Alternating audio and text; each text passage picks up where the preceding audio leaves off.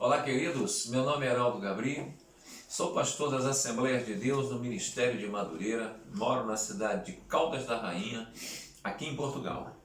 Graças a Deus, queridos, é mais um vídeo que o Senhor nos concede. Antes de começar o vídeo, antes de fazer o normal, eu preciso pedir perdão a uns 2 ou 3 vídeos que eu tenho puxado demais pelas narinas, porque o frio aqui em Portugal provoca isso, principalmente em nós brasileiros que chegamos aqui e temos pouco tempo. Nós estamos há 1 ano aqui em Portugal e é costume a gripe nos pegar constantemente.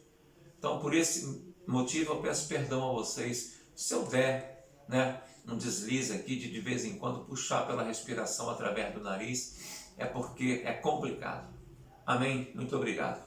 Deixa eu falar um negócio. Você que ainda não é inscrito, faça a sua inscrição no nosso canal Aos Confins da Terra. Assista ao vídeo. Caso goste, dê o seu joinha, o seu like. Faça a sua inscrição, acione o sininho para receber nossas postagens, nossos vídeos às segundas, quartas e sextas-feiras. E também compartilhe com o maior número de pessoas para podermos levar essa palavra do Senhor aos confins da terra.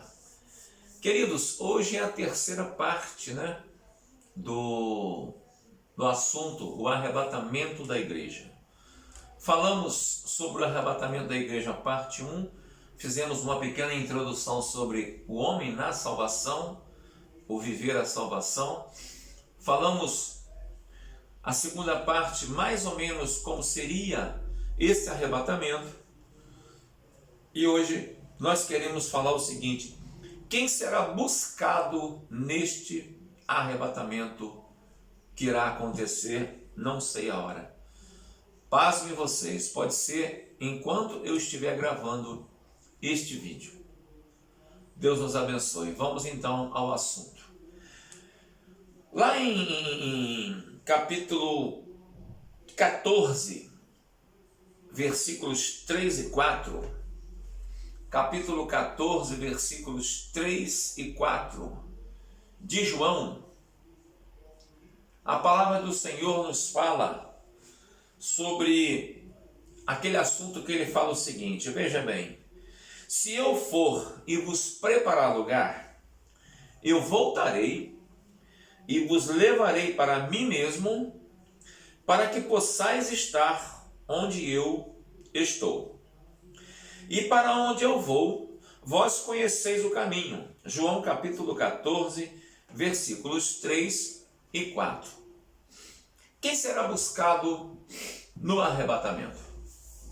Nós sabemos que a palavra de Deus, ela prega nos evangelhos, mais intrinsecamente nos evangelhos, embora as outras cartas, tanto as gerais quanto as de Paulo, as pessoais, também preguem sobre Jesus. Do Gênesis a Malaquias também fala sobre Jesus, porque a Bíblia, ela é 100% cristocêntrica, tudo converge para a obra de redenção de Jesus. Nós sabemos que o mundo foi criado pelo poder da palavra do Senhor. É claro que existem as opiniões contrárias, nós não estamos aqui para discutir com ninguém sobre isso, estamos aqui para pregar a nossa fé, a nossa convicção, a nossa certeza e a nossa crença. Então nós cremos que Jesus Cristo, depois de um longo período do homem buscar amenizar a sua vida espiritual diante do Deus da palavra, tudo isso está narrado na Bíblia. Nós temos várias dispensações. A Bíblia nos ensina sobre 7 dispensações, 7 períodos dispensacionais. Tá? Nós começamos com o período da inocência, o homem lá no Éden. Depois de sabe lá Deus quantos anos o homem ficou no Éden, no período da inocência. A obra de matar, roubar e destruir em Satanás teve início no Éden, quando houve a ocasião da desobediência, com a entrada da morte e do pecado no mundo, teve fim o período dispensacional da inocência, aí inaugurou-se o período dispensacional da consciência. Tivemos outros períodos dispensacionais, tá bom? O penúltimo período que nós tivemos, o último período que nós tivemos foi a dispensação da lei, tá bom? Quando Jesus nasceu de mulher, tá? Assumindo forma humana, passando pelas agruras de um ser humano, sofrendo na carne todas as dores, todas as aflições. Se desse um corte em Jesus, saía sangue. Se dessem um tiro em Jesus, ele morreria. Jesus era um ser humano, mas também Jesus gozava do privilégio de ser também 100% divino. Embora a palavra de Deus deixe-nos claro que ele deixou a sua glória. Ele desceu e nasceu de uma virgem, mas ele passou por esses momentos. Sofreu na cruz, morreu, ao terceiro dia, com a morte, ele desceu ao inferno, tomou a chave da morte e do inferno, ou seja, o império da morte foi dominado por Jesus. Talvez você me pergunte, mas pastor, por que tanta gente inocente morre? Amados, presta bem atenção. Nós não estamos aqui que o Senhor proibiu a morte de atuar, não. A morte continua atuando. Mas a vida eterna, oriunda dessa morte, vai ser determinada a partir do momento em como essa morte pegou essa pessoa, como esse desenlace espiritual e físico aconteceu. No momento em que a alma deixou o corpo, nesse momento, como é que estava a vida da pessoa? Nesse momento, como é que estava a minha vida? Olha só, eu posso ser um pastor, você pode ser um ateu, você pode ser a religião que você tiver. Não vou citar o nome de religião, eu citei o ateu porque o ateu ele não se liga a divindade nenhuma, não é só o Deus da palavra. O ateu não crê em divindade nenhuma. A pessoa pode ser religioso por extremo, ateu por extremo, não importa. Se no momento em que houver o desligamento da alma e do corpo, ou seja, no momento em que cessar a vida, toda a razão de ser dessa carne. Ah, pastor, mas biologicamente quem gera a vida para o ser humano é o coração. Eu sei, meus queridos, eu não estou aqui para discutir medicina, mas eu quero dizer o seguinte: o ser humano ele consegue separar o coração numa bandeja, botar o fígado na outra, ele consegue fazer isso com o ser humano e manter o ser humano vivo através de aparelhos. Não consegue? Claro que consegue, a biologia nos mostra isso, a ciência está muito bem, graças a Deus, muito bem adiantada. Porém, até hoje ninguém, cientista nenhum no mundo, ninguém no mundo conseguiu separar a alma do corpo e essa pessoa continuar tendo vida, porque toda vida provém de Deus. Muito bem. Aí, voltando àquela questão de que Jesus foi ao inferno, tomou a chave da morte do inferno, Satanás passou a ser limitado nos seus feitos, ele age de acordo com a vontade de Deus, mas, pastor, eu estou polemizando para poder alcançar o pensamento de algumas pessoas. Mas, pastor, o senhor está querendo dizer que quando morrem 1000 pessoas é vontade de Deus? Deixa eu te explicar um negócio, querido. Presta bem atenção. Esse mundo existe pela vontade de Deus. As coisas acontecem pela vontade de Deus, porque se eu não acreditar que tudo é vontade de Deus, eu vou querer acreditar que Satanás tem vontade, e o diabo não tem vontade. Ele age de acordo com a vontade de Deus. Como assim, pastor? Da seguinte forma: a vontade de Deus, ela se divide em duas. Tem a vontade de Deus por direção e tem a vontade de Deus por permissão. Quando a vontade de Deus é por direção, o controle de Deus também é absoluto, tá? Porém, está acontecendo segundo a palavra, segundo as diretrizes bíblicas. Quando a vontade de Deus acontece na vida do ser humano, acontece no mundo, por permissão, continua sendo a vontade absoluta de Deus, porque se ele não quiser, ele não permite. Se ele não quiser, ele fecha tudo. Continua sendo pela vontade absoluta de Deus, porém, Deus está permitindo que aconteça. Por quê? Porque muita coisa não está dentro da vontade dele, segundo a palavra. Ou seja, a vontade de Deus por direção é a vontade da Bíblia. O homem nasce, cresce, tem uma vida física, termina essa vida física porque a carne tem os seus dias contados nessa terra, e após essa vida física terminar, o homem passa a contar com a vida espiritual eterna.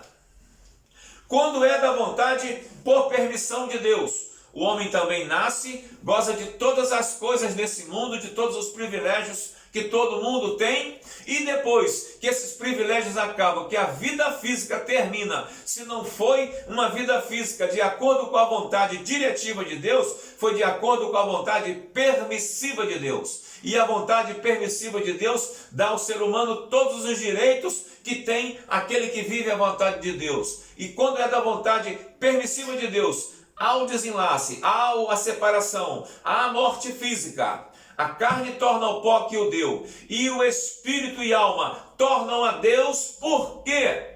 Porque o espírito é de Deus e a alma é destinada à morte eterna. Não adianta querer mudar isso. Se eu quiser mudar isso, eu teria que mudar do Gênesis ao Apocalipse. Então, quem será buscado no arrebatamento? São aqueles que pela graça de Deus seguiram os passos de Jesus. Tem feito o que é certo, o que é bom, aquilo o qual eles foram chamados a ser. Aqueles que são sal, aqueles que são luz, aqueles que vivem a sua vida regida pela palavra de Deus. Ah, mas eu já conheci tantas pessoas que se diz crente, que se diz religioso, que se diz isso e vive uma vida de prostituição, de mentira. Não se preocupa, porque no último vídeo eu disse o seguinte, está escrito que naquele último dia serão separados os lobos das ovelhas. Naquele último dia serão separados o joio do trigo. O joio, ele tem aparência de trigo, ele parece muito que é trigo, mas ele não é trigo. E ele vai ser arrancado e vai ser jogado no fogo para queimar. Então, queridos, a palavra de Deus em Mateus 5, 13 e 16 nos fala sobre isso. Significa que nenhuma justiça, nenhuma insatisfação ou nenhuma reclamação, nenhuma preocupação, nenhum desânimo, nem preguiça, nem mundanismo ou nenhuma vaidade foi encontrada nesses. Ah, mas o crente não é mundano? Até pode ser. Eu conheço pessoas que às vezes torcem para um determinado time de futebol e quando o time de futebol dele não está jogando bem, ele assiste o jogo de outro time. Mas ele não deixa de ser flamenguista, ou não deixa de ser Sporting, ele não deixa de ser Liverpool, ele tem o time dele no coração. O Senhor conhece os seus. O Senhor sabe quem são os seus. Existem, queridos, duas igrejas na terra. A palavra de Deus nos mostra no Apocalipse carta às 7 igrejas. E cada igreja tem o seu período de tempo na terra.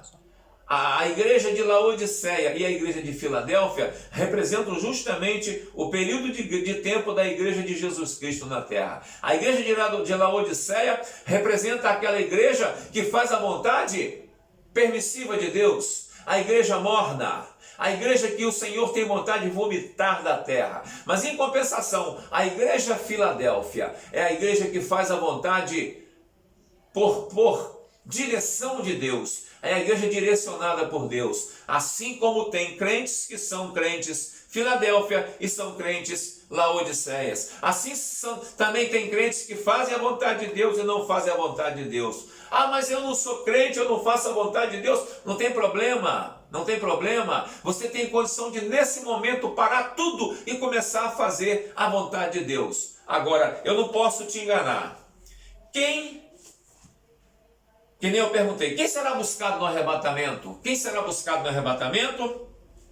Aqueles que são chamados a noiva de Cristo. Seguraram tenazmente firme no que é certo. Amados, nós temos uma âncora. Todo barco tem uma âncora, a não ser que seja um barco pequenininho. Mas mesmo assim, o barco pequenininho, se a pessoa for esperta, ela ainda usa um tipo de âncora, que seja um peso, alguma coisa, para não permitir que o barco, quando estiver pescando alguma coisa, vá para todo lugar. Todo barco tem uma âncora. A nossa vida é um barco. Jesus precisa estar nesse barco, da proa à popa. E ele precisa também ser a âncora desse barco. Ou seja, tudo precisa estar direcionado para nós, para o céu de glória, através de Jesus. Olha só, são bem-aventurados, são verdadeiros em todas as circunstâncias, assim como um noivo faz em seus dias na terra, são limpos. Você já viu um noivo entrar na igreja todo sujo, todo embarreado, todo lamacento? Já viu uma noiva entrar na igreja toda lamacenta, toda suja, descabelada? Ninguém vê isso. Ela pode andar o dia todo do jeito que for, mas no dia do casamento ela bota o vestido branco, bonito, sem mancha, sem mácula, sem rasura, sem rasga, sem nada. Ou seja, tem que haver preparação.